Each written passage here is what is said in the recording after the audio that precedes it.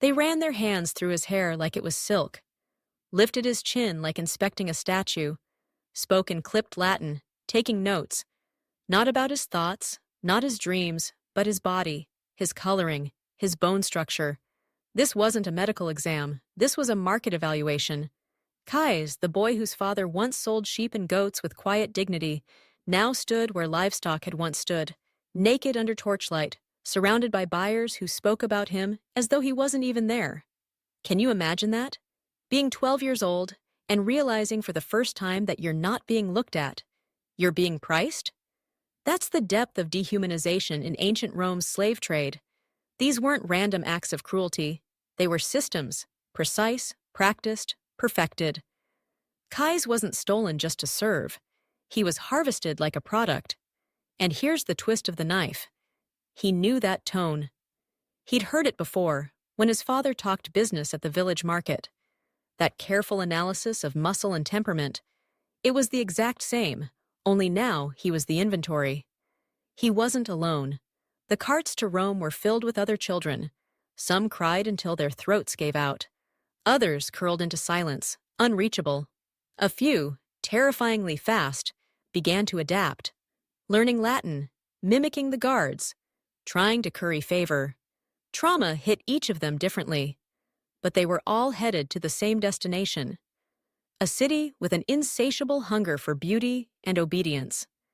A place that saw their youth not as something to protect, but something to profit from. This wasn't the start of a heroic tale. It was the first chapter of a survival story, and for Kais, that journey, cramped between strangers, stripped of everything familiar, was just beginning. This wasn't a chaotic bazaar. It wasn't loud or messy or frantic. The Roman slave market, especially the ones dealing in young delicati, the delicate ones, was run with military precision and the cold artistry of a museum. Everything was designed for maximum profit and perfect control. Before they were even brought to market, the boys were prepared like merchandise, bathed in hot water until their skin flushed pink, hair trimmed and styled not for their own comfort, but for visual appeal. Then came the oils, expensive fragrances meant to evoke flowers they'd never seen, from lands they would never visit. They were dressed, but barely, just enough to accentuate youth and vulnerability.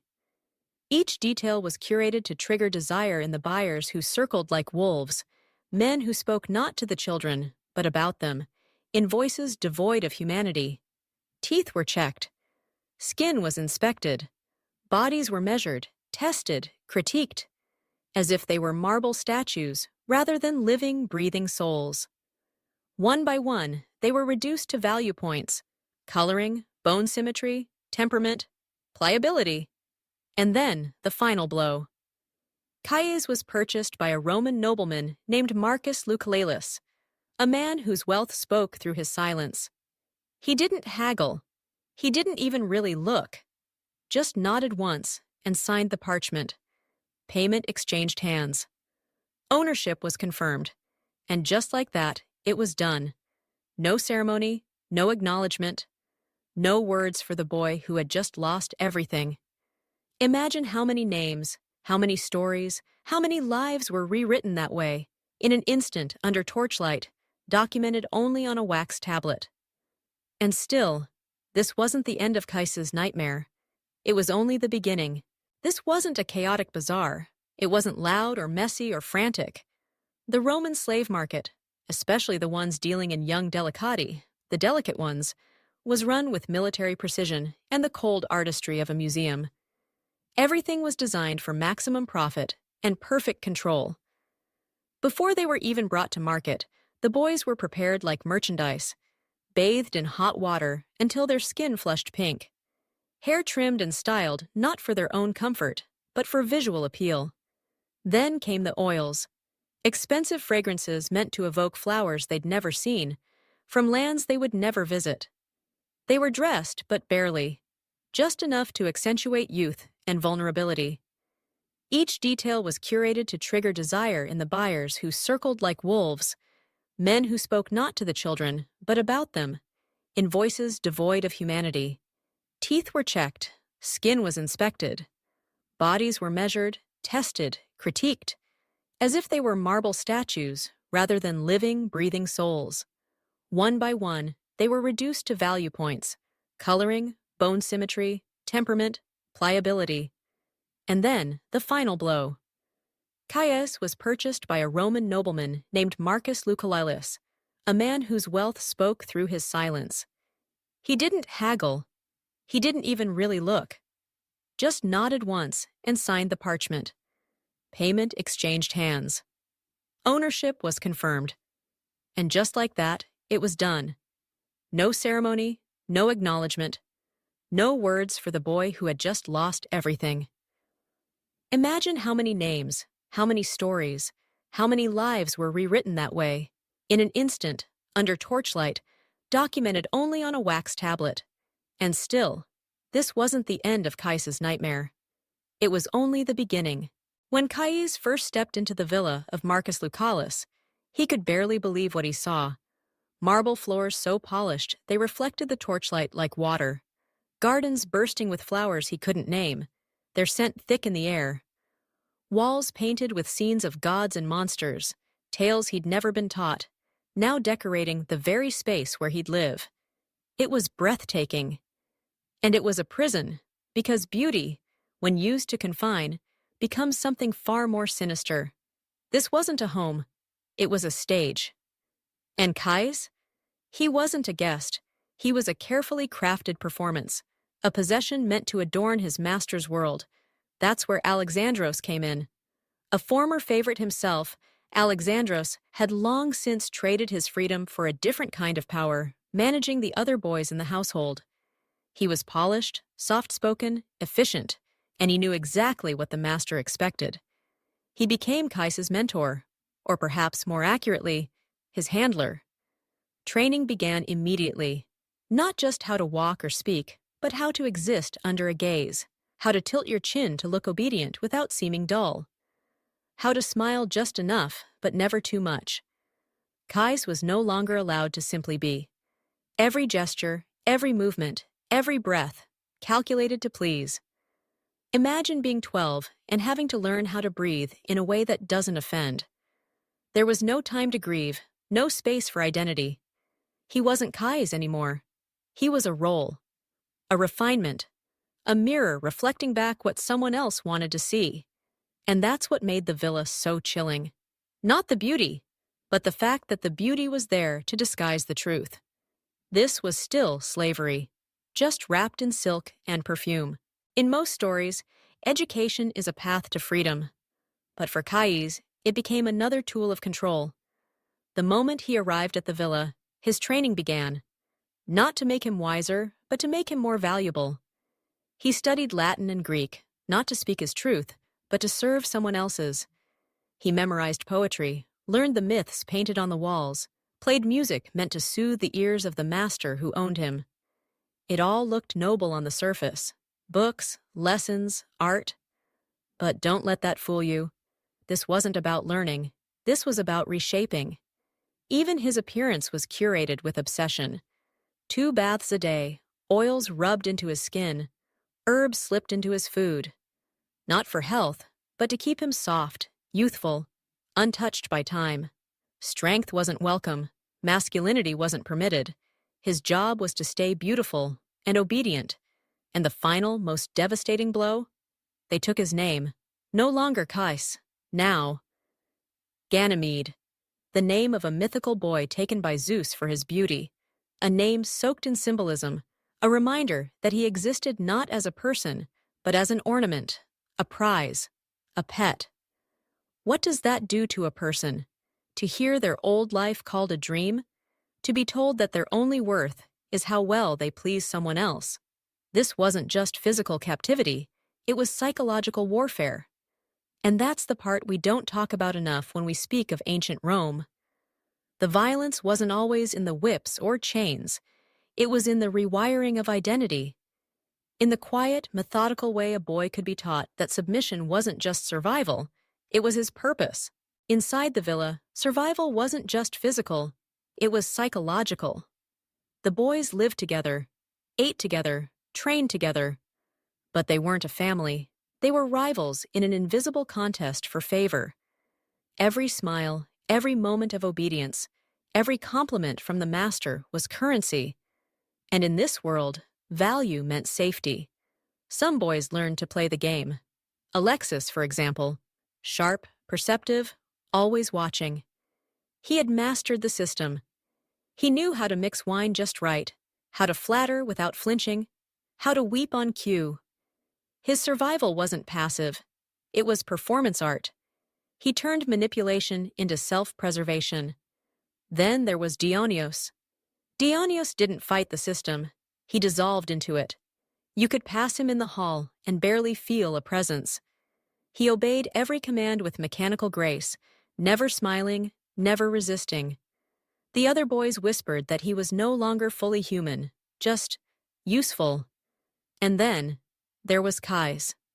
Still young, still remembering who he used to be, trying desperately to walk a middle path. He followed the rules, but held something back, a glance, a thought, a fragment of the boy he once was. It was dangerous, but it was human. Can you imagine the strain? To be surrounded by others who have either weaponized their pain or surrendered to it completely, while you're trying to hold on to a tiny ember of self-worth? That's the hidden horror of systems like this. Not the chains you can see, but the ones inside your mind. The slow, silent erosion of your identity. The constant pressure to become something more acceptable or more invisible. And through it all, Caius endured. Not as a hero, not as a rebel, but as a boy refusing, in his own quiet way, to forget who he was. Time is the enemy. At first, Caius didn't understand the tension in the older boys' eyes, the way they flinched when new faces arrived, the way they watched the calendar as if it held a ticking clock over their heads. But then, his voice began to deepen. The slightest stubble started to form. And suddenly, he understood. In that world, growing up didn't mean growing wiser. It meant losing value, because the system didn't reward humanity. It rewarded beauty. And beauty, by its definition, was fleeting. New boys came in with wide eyes and trembling hands, just as Kai's once had. And the older ones? They disappeared. Quietly, without farewell. Some were sold off, some were freed, but without direction. A few simply vanished. It was a cycle, a cruel, efficient one. Kais learned quickly. Stay pleasing, stay useful, or become replaceable. He began managing every detail of his existence, his diet, his posture, even his thoughts, trying to hold on to the version of himself that was most profitable to others. Not because he wanted praise, but because he feared the alternative, being discarded, like worn-out furniture. And yet, deep down, he knew something was wrong. In a society that once claimed to value wisdom, virtue, and strength, how had beauty become the ultimate currency? Why did usefulness only matter when it served the powerful? And why, in this house of luxury, did every boy live in fear of becoming invisible? This was Rome's secret. Its greatest opulence was built on the disposable lives of those it refused to see. Freedom, when it finally came for Caius, didn't feel like freedom at all. It felt like exile, from a life he never chose, but had been trained to survive. After years of serving as a prized possession, Caius was manumitted, freed, given a modest inheritance and letters of recommendation. He could now work in a senatorial household, perhaps as a tutor or a clerk. On paper, it was a new beginning. But emotionally, he was lost. You see, Caius had been shaped, intentionally, methodically, into someone who anticipated the needs of others, who existed to please, who measured his worth by how he was seen. Now, as he stood alone in a world where no one gave him orders, he faced a terrifying question. Who am I when no one is watching? This is the invisible cost of Rome's civilization.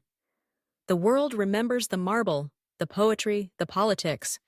But behind every statue and scroll were lives like Cais's. Isus, boys stripped of identity, molded into tools, then released with no roadmap back to humanity. Their stories were never carved into monuments. They were never sung by poets. They were forgotten because remembering them would stain the grandeur. But Kais's survival? That was heroic. Not the kind sung in Roman arenas, but the quiet, invisible kind. The kind that leaves no scars on the skin, but hundreds on the soul. The kind that teaches you to walk into freedom, even when you've forgotten how to run. And that's why we tell his story.